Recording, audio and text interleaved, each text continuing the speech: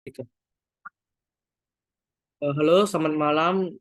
Balik lagi bersama saya Gregorius Krisnawibowo. Di sini saya akan menjelaskan tentang laporan keuangan di perusahaan dagang.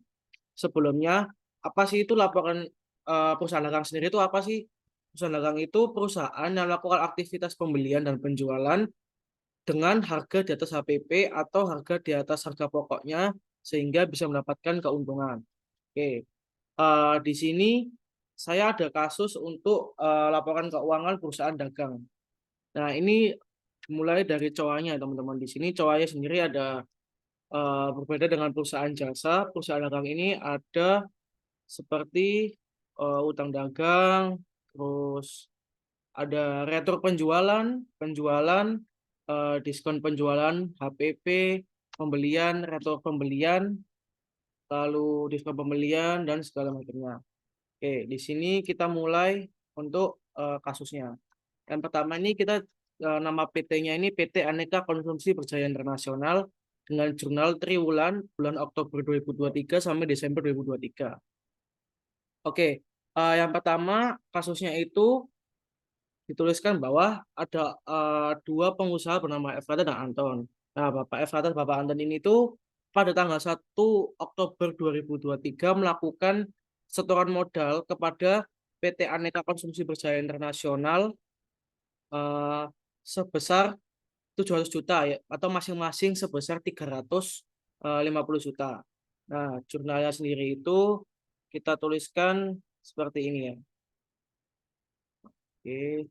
Nah, ini tanggal 1 bulan 10 bank pada modal dengan eh, coannya 102 yang 31, terus debitnya 700 juta dan kredit 7 juta dengan keterangan melakukan setoran modal melalui bank, dan ini yang modal disetorkan. Lalu yang kedua, pada tanggal 3 Oktober Bapak Efrata sorry, pada tanggal 5 Oktober eh, mereka membeli kendaraan pickup dan perlengkapan kantor. Jadi di sini ini ada ini. Jadi mereka membeli kendaraan dan perlengkapan kantor sebesar 131 sebesar 75 juta untuk kendaraan dan perlengkapan kantor sebesar 25 juta. Nah, ini keterangannya. Ini bisa langsung muncul kan teman-teman. Kita pakai rumus data analisis sehingga ini bisa langsung muncul. Ini kalau misalnya kita ubah jadi gini, ini berubah semua ya teman-teman. Jadi ini pakai rumus. Lalu yang ketiga, pada tanggal 10 Oktober mereka membeli kendaraan lagi secara kredit sebesar 125 juta dengan DP-nya 5 juta. Nah, jurnalnya itu seperti ini. Nah, maka membeli kendaraan harga 150 juta kan, terus di DP 5 juta. Nah, DP-nya itu menggunakan bank sehingga jurnalnya itu kendaraan pada hutang lain-lain dan bank. Hutang lain-lainnya tertulis 120 juta dan banknya sebagai DP itu 5 juta.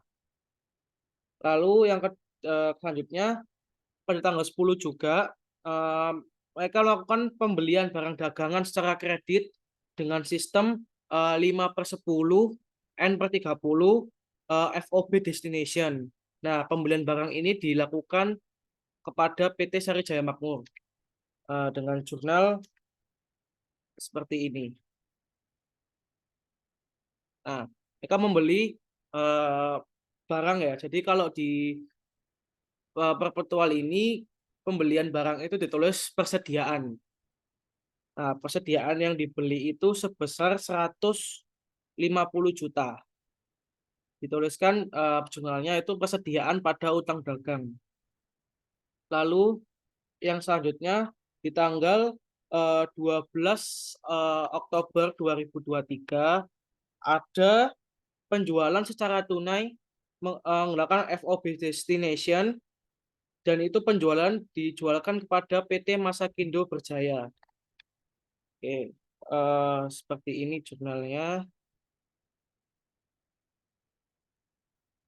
Kalau penjualan menggunakan FOB Destination biasanya itu biaya atau biaya pengiriman, biaya angkut penjualan itu ditanggung oleh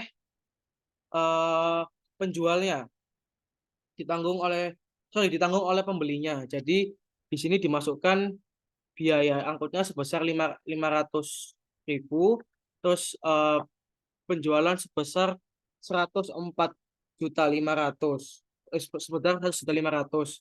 Ini biayanya melalui bank dan biaya angkutnya sebesar 500.000. Lalu di tanggal selanjutnya, di tanggal 18 Oktober, ada mereka membayar hutang dagang tertanggal 10. Jadi mereka itu membeli ini kan belum lunas dengan cara utang. Nah, mereka melakukan pembayaran di tanggal 18. Nah, di tanggal 18 ini ada pembayaran dari pembelian persediaan. Nah, di sini utang dagang ini ada diskon pembelian. Mengapa mendapatkan diskon pembelian? Karena syarat yang ditentukan pada saat pembelian itu adalah 5/10 N/30. Dalam artian dalam waktu 10 hari jika dia bisa membayar, mendapatkan diskon sebanyak 5% dan batas pembayaran untuk utang ini selama 30 hari. Nah, karena ya perusahaan ini membayar sebelum 10 hari dan mereka membayar pada tanggal 18, maka mereka mendapatkan diskon sebesar 5%, yaitu 5 juta ini. Nah, jurnalnya itu utang dagang pada bank dan diskon pembelian. Lalu di tanggal selanjutnya itu tanggal 25 Oktober, mereka melunasi atau membayar hutang dagang dari pembelian di tanggal 10 Oktober dengan jurnal seperti ini. Nah, di sini tidak ada diskon pembelian karena pembayaran dilakukan jatuh tempo atau lebih dari jatuh temponya lebih dari 10 hari syarat diskon itu ya. Di sini kan tertulis 5/10. Jadi pembelian tanggal 10 seharusnya jika ingin mendapatkan diskon harusnya dibayarkan maksimal tanggal 20. Nah, di sini dibayarkan tanggal 25 maka tidak mendapatkan diskon pembelian. Ini melunasi hutang sebesar 50 juta dengan jurnal hutang dagang pada bank. Lalu di tanggal 26-nya mereka melakukan tarik tunai untuk pengisian kasnya mereka sebesar 50 juta dengan jurnal seperti ini. Nah, mereka menambah uang kasnya dengan uang banknya. Jadi banknya berkurang namun kasnya bertambah. Lalu di tanggal 30 perusahaan PT Konsumsi Berjaya Internasional ini melakukan pengeluaran biaya-biaya operasional seperti biaya listrik, biaya air, biaya transportasi, dan biaya telepon. Nah, jurnalnya ini kita menggunakan jurnal tumpuk biar lebih ringkas. Nah, seperti ini. Di sini dikatakan biaya listrik sebesar 1.200.000, biaya air sebesar 60.000, biaya telepon sebesar 450.000, dan biaya transportasi sebesar 750.000, sehingga dijumlah menjadi 7.460.000. Kenapa menggunakan kas? Karena perusahaan membayar biaya-biaya ini menggunakan uang kasnya. Lalu tanggal 30 juga perusahaan di akhir bulan mulai menggaji karyawan. Jadi di jurnal ini dituliskan ada tentang gaji karyawan.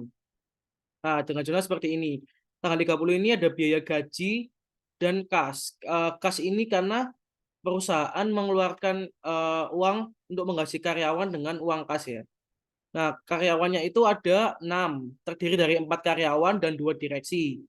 4 karyawan ini masing-masing digaji 2,5 juta dan 2 direksi ini digaji masing-masing 7,5 juta. Oke, lalu di tanggal 30 Oktober juga ada HPP atas penjualan tanggal 12. Jadi rekap untuk penjualan tanggal 12-nya ya. Jadi dengan jurnal seperti ini. Ini merupakan HPP atas persediaan. HPP ini HPP atas penjualan di tanggal 12 Oktober kemarin ya. Ini dengan penjualan ini sebesar 105 juta ini. Itu HPP-nya itu setengahnya dari penjualan harga harga jualnya. Oke, terus selanjutnya di tanggal 5 November, kita masuk ke bulan berikutnya. Di tanggal 5 November, kantor membeli peralatan secara tunai. Jurnalnya seperti ini. Nah, jadi kantor mengeluarkan biaya uang kas untuk membeli peralatan kantor. Dituliskan di jurnal biaya peralatan kantor pada kas sebesar 7.500.000. Lalu di tanggal 10,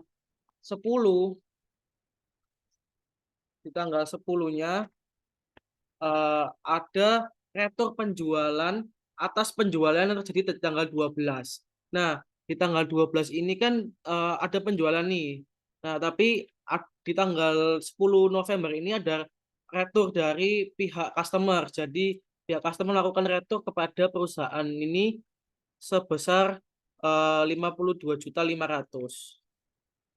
Nah, 52.500.000 ini merupakan harga jual dari penjualan di tanggal 12 Oktober kemarin. Nah, ini jumlahnya sendiri itu retur penjualan pada bank. Lalu di tanggal 10 juga ada rekapan seperti ini. Nah, persediaan pada HPP karena ada retur penjualan, jadi stok yang ada di gudang itu kembali ke perusahaan ini sehingga harus dicatat sebagai persediaan pada HPP. Nah, kenapa ditulis 37.500? Karena HPP dari barang itu sendiri senilai 37.500, sedangkan harga jualnya sebesar 52.500.000. Oke. Lalu di tanggal 20, lanjut ke tanggal 20-nya, ada perusahaan ini membeli barang dagangan secara kredit sebesar 200 juta dengan sistem 5/10 dan N/30 sistem shipping point dengan jurnal seperti ini.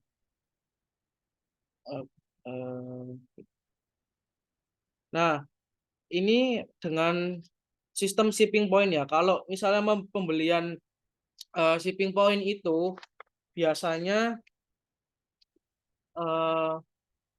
biaya angkut pembeliannya itu ditanggung oleh perusahaan atau orang yang pembelinya.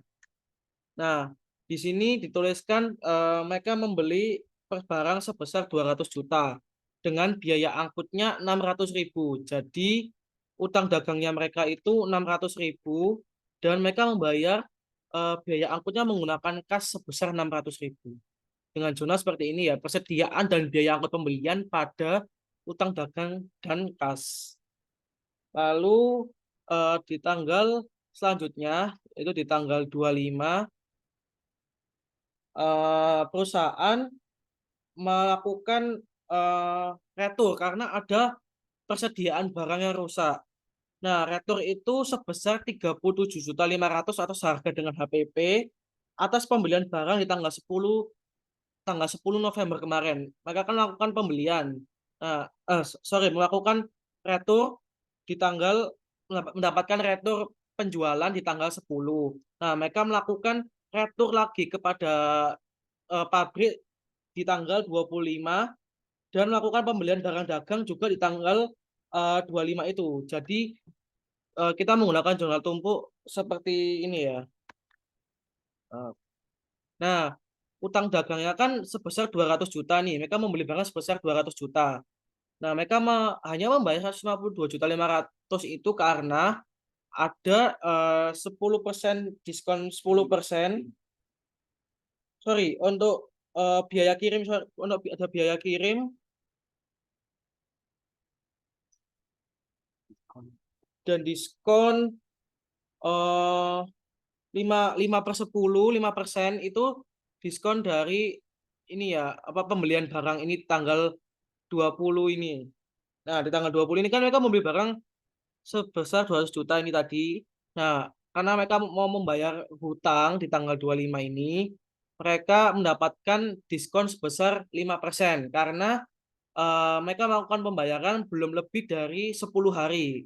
Syaratnya kan 5/10 dan N/30. Jadi mereka masih mendapatkan diskon sebesar 5%, yaitu sebesar 10 juta.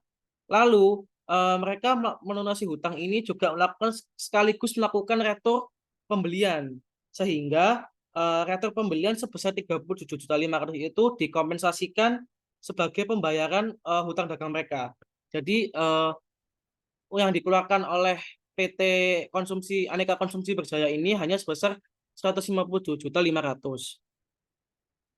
Lalu di tanggal selanjutnya, tanggal 25 juga ada pencatatan atas pengembalian barang dengan jurnal seperti ini.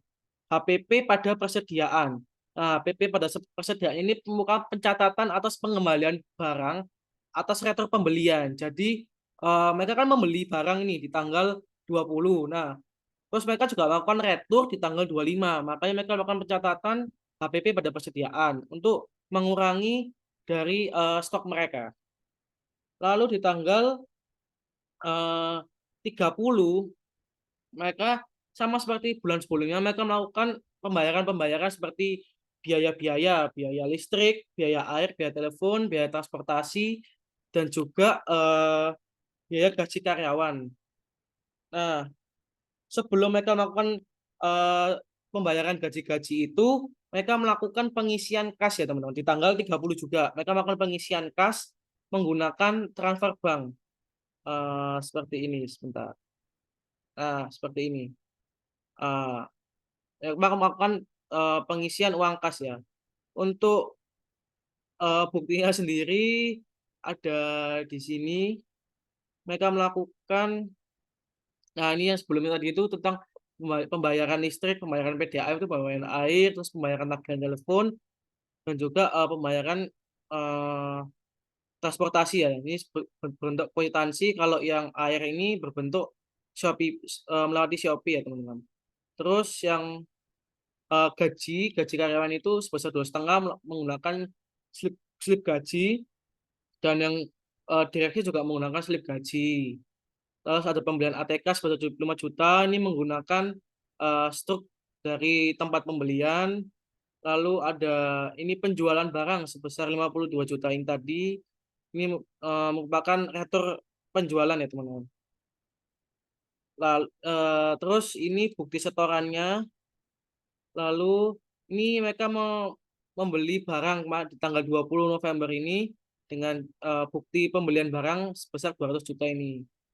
Lalu ini kwitansinya untuk barang yang diretur. Jadi mereka di tanggal 25 itu melakukan retur kepada pabrik tadi ya teman-teman, dengan kwitansi seperti ini. Ini buktinya sebesar 37.500.000. Nah, lalu di tanggal 30 tadi, mereka ini kan melakukan penarikan uang tunai ya. Jadi mereka melakukan pengisian kas menggunakan bank. Ini buktinya slip penarikan dari BCA. Kita kembali ke sini. Nah, dengan ini dengan jurnal kas pada bank sebesar 25 juta. Setelah mereka melakukan penarikan tunai, tercatat mereka melakukan pembayaran biaya-biaya seperti ya tadi biaya air, biaya telepon, lalu ada biaya transportasi dan biaya listrik, terus ada biaya gaji dengan jurnal seperti ini. Nah, ini ya teman-teman, di tanggal 30 semua ini mereka melakukan biaya-biaya, pembayaran biaya. Nah, buktinya itu ini teman-teman. Ada nih pembayaran listrik, pembayaran PDAM, tagihan telepon, pembayaran kwitansi dari pembayaran transportasi, lalu ini ada slip gaji karyawannya. Slip gaji karyawan tetap ya teman sebesar 2,5 juta untuk karyawan dan 7,5 juta untuk direksinya. Lalu di tanggal 30 juga mereka melakukan penjualan secara kredit menggunakan sistem 5/20 N/30. Dalam artian itu jika penjualan mereka dibayarkan itu selama 20 hari, maka pembeli mendapatkan diskon sebesar 5% dan batas untuk pembayaran selama 30 hari dengan FOB shipping point. Nah, jurnalnya itu seperti ini. Nah, piutang dagang pada penjualan. Kenapa ditulis piutang dagang? Karena penjualan ini secara kredit. Penjualan kredit ini berarti pembeli belum melunasi atau belum membayar barang yang mereka beli kepada PT Aneka Konsumsi Berjaya ini sebesar 210 juta.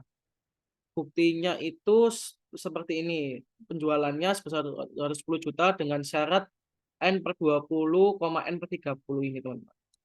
Nah, selanjutnya di tanggal 10 di bulan depannya, 10 Desember, pembeli ini melakukan pembayaran, melakukan pelunasan pada hutang yang eh, hutang kepada PT Aneka Konsumsi Berjaya ini. Jadi PT Konsumsi Aneka Berjaya ini mendapatkan pembayaran atau pelunasan piutangnya dengan jurnal seperti ini. Bank pada diskon penjualan dan pada piutang dagang. Kenapa ada diskon penjualan? Karena eh, pembeli melakukan pembayaran sebelum jatuh tempo atau sebelum jatuh eh, habisnya diskon itu. Kan selama 20 hari, N per 20 selama 20 hari.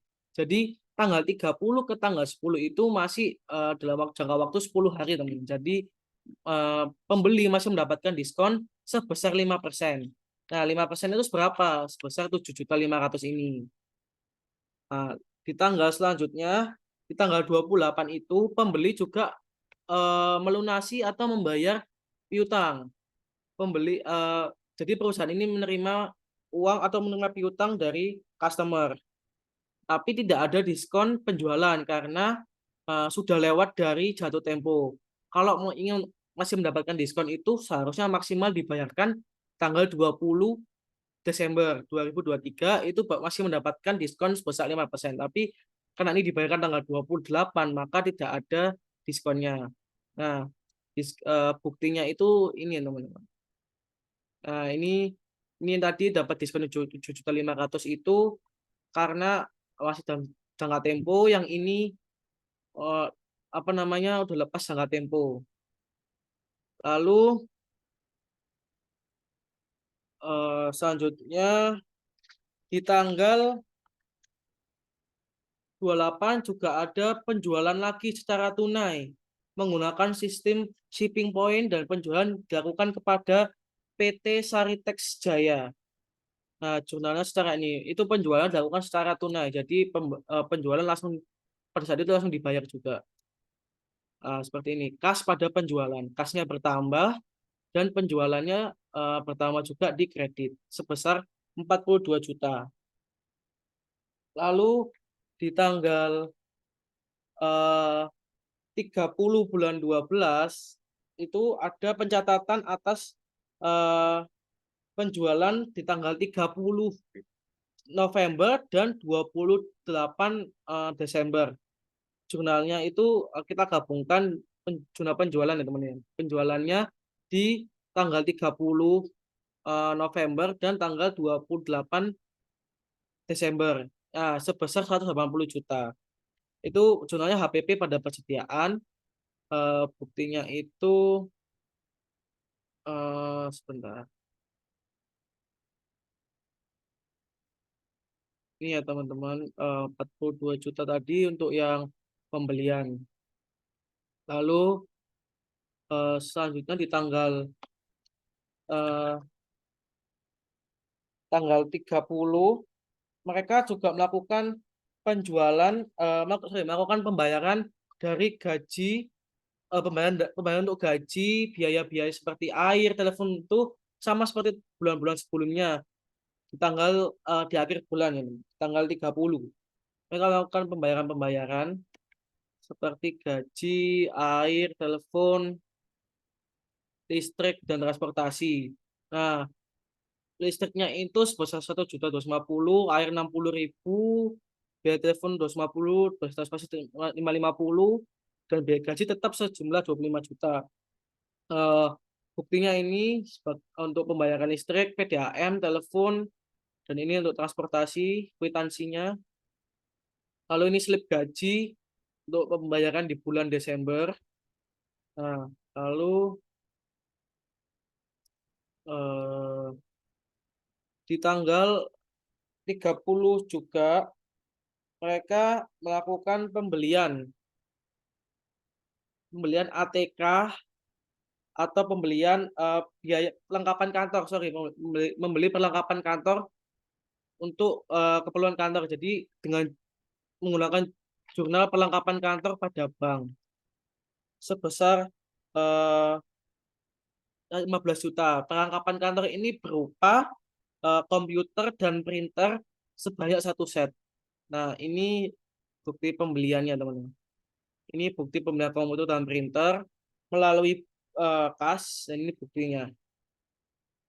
Lalu di akhir bulan juga, eee, Bapak Efrata yang merupakan salah satu penyetor modal di perusahaan Aneka Konsumsi Berjaya ini, melakukan pembayaran biaya sewa yang, untuk, biaya sewa selama 3 bulan di awal bulan ya, teman. Jadi biayanya sorry, untuk 2 tahun, dibayarkan. Jadi ini biaya sewanya itu kan sebesar 12 juta itu untuk 3 bulan. Lalu biasanya dibayar di muka itu sebesar 84 juta itu untuk 2 tahunnya, untuk 21 bulan. Jadi totalnya sebesar 96 juta. Dengan jurnal biaya sewa dan sewa dibayar di muka pada bank. Untuk buktinya itu ini ya teman-teman, bentuk bentuk memorial. Oke, eee, untuk selanjutnya kita lanjut ke video selanjutnya. Kasih.